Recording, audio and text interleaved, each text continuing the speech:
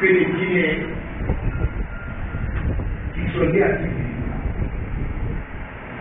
sont considérés aujourd'hui comme des déplacés. Ce n'est pas normal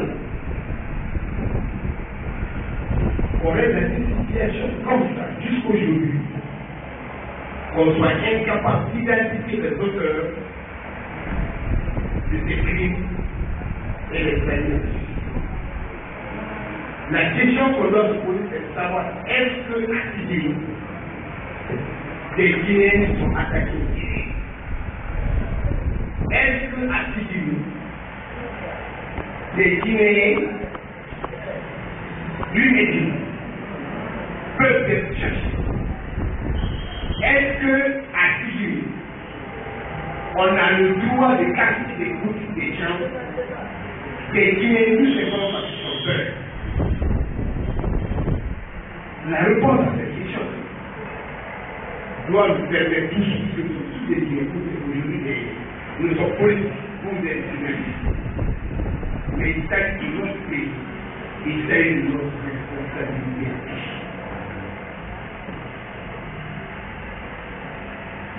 Est-ce que ces crimes ne sont pas de la nuit? Est-ce que ça s'est passé devant des témoins?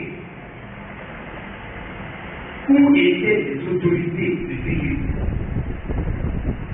quand les innocents, pour sauver leur vie, étaient obligés d'entrer dans la bouche?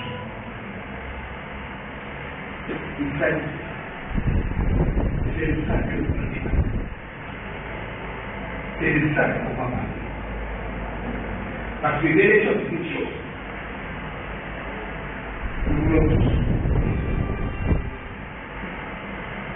Mais c'est inadmissible. Captivé, qu'on se permet de chercher des Guinéens, comme il a dit, pour dire que vous n'êtes pas ici. L'État a un grand obligation. Je le disais ce matin, Dieu est la nuit de travail. Mais j'aimerais que c'est quoi qu'on a dit à chaque personne en tant que président par intérêt. Il nous a demandé de mettre en place un gouvernement d'union nationale, présidé par un premier ministre, désigné par les forces vives. Il n'a pas participé à la composition de ce gouvernement. Non seulement on a eu le gouvernement, mais il a demandé que le rôle fondamental du gouvernement, c'est de ne pas donner ni l'eau, ni l'électricité, ni des routes à la Guinée, mais c'est d'organiser très rapidement des élections pour que la Guinée rentre dans le conseil des pays. C'est ce qu'on a demandé à ce gouvernement, dirigé par M. Jean-Pierre. Aujourd'hui, après quelque chose, est-ce que ce gouvernement s'est déplacé pour aller à Algérie? C'est une enquête à faire. Situer les responsabilités pour que ce qui s'est passé à Syrie ne se passe plus dans aucune pays. Pour que les auteurs là comprennent qu'aucun Guinéen n'a le droit de chercher un autre Guinéen sur le territoire national. On nous a parlé d'intoxication et d'empoisonnement.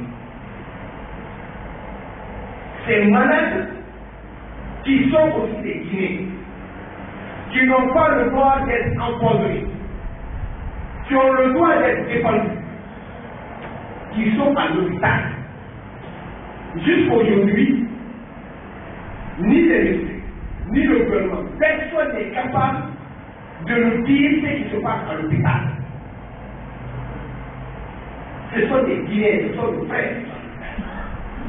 S'ils sont empoisonnés, s'ils ont été intoxiqués, les auteurs de l'empoisonnement ou de l'intoxication doivent être identifiés, traduits à la justice, pour que le peuple guinéen comprenne que personne n'a le droit de pratiquer d'empoisonnement.